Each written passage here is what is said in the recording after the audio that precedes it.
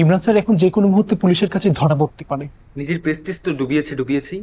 এখন এই হাসপাতালের প্রেস্টিজটা না ডোবালেই হয়। আর আর দেখো, এতক্ষণ হয়তো কোথাও পালিয়ে গেছে।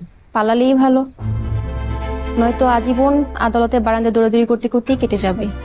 ও কি এখন আমাদের স্যার আছে নাকি? ও তো একটা খুনি।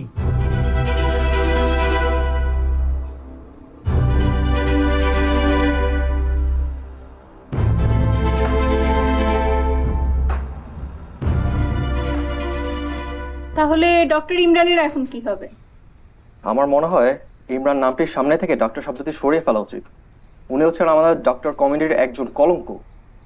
ওনার মতো ডাক্তার থাকলে আমাদের এরকম পেশেন্ট আরো মারা যাবে। ওনার মতো একজন ডাক্তারকে কি আসল ডাক্তার বলা যায়? স্যার স্যার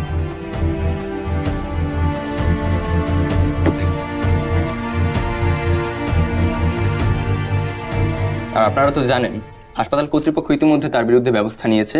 এখন পুলিশ তাড়াতাড়ি স্টেপটা নিলেই হয়।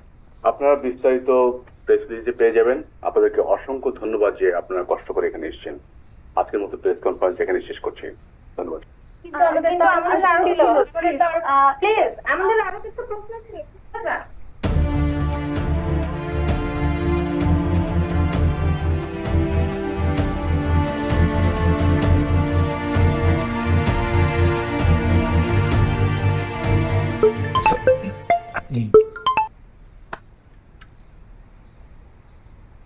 হ্যাঁ, এখন আমাদের কি হবে? পেশেন্টের মেডিকেল হিস্ট্রি খুব একটা ভালো না। আর্লি এজ থেকে ডায়াবেটিস, হার্টেও গুরুতর প্রবলেম আছে এবং ফ্যাটি লিভারও সমস্যা আছে। একটা প্রশ্ন করবো আপা? করো। সজল ভাই কি আপনাকে কোনো কিছু নিয়ে হুমকি দিয়েছে? কেন? এমনিতেই। আপনার সমস্যাটা কি? আপনি আমাকে নিয়ে কেন এত ভাবছেন? আমি কি আপনাকে নিয়ে কখনো কোনো পার্সোনাল প্রশ্ন করি? আমি কি কখনো জানতে চেয়েছি ইমরান স্যারের সাথে আপনার কি ছিল? তাহলে আমাকে নিয়ে কেন এত প্রশ্ন আপনার?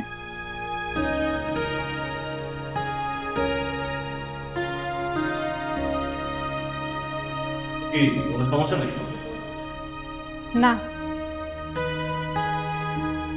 তো অপারেশনের প্রস্তুতি কেমন? সব ঠিকঠাক? সব ঠিক আছে, কিন্তু আপনি এখন... ও সরি, আসলে আমার একটু দেরি হয়ে গেল, জরুরি একটা কাজ ছিল। আর চিফ সার্জন হিসেবে তো আমার আসলে সময়টা... যাই হোক, ওটিতে আমরা কখন যাচ্ছি? 15 মিনিট পর। আচ্ছা, তাহলে তো কোনো সমস্যাই নেই, অনেক সময় বাকি আছে। এত চাপ কিসের? নোরাস, যেহেতু আজকের সার্জারিটা আপনি অপারেট করবেন, আমার মনে হয় আপনার হাতে সময় নিয়ে আসা উচিত। আর আমার কি মনে হয় জানেন ফারিয়া, আপনার মাঝে মধ্যে একটু চুপ থাকা উচিত। আপনি যদি নতুন ডাক্তার হয়ে পুরানোদের দেখে কিছু না শেখেন তাহলে তার হলো না, তাই না? আর শোনেন ফারিয়া, আপনাকে এর আগেও বলেছি আমি ডক্টর ইমরান না। আপনার যদি এখানে কাজ করতে ভালো না লাগে আমার টিমে, আপনি আমার টিম যে কোনো সময় লিভ করতে পারেন, কেউ আপনাকে বাধা দিবে না। সব ঠিকঠাক আছে, চলো।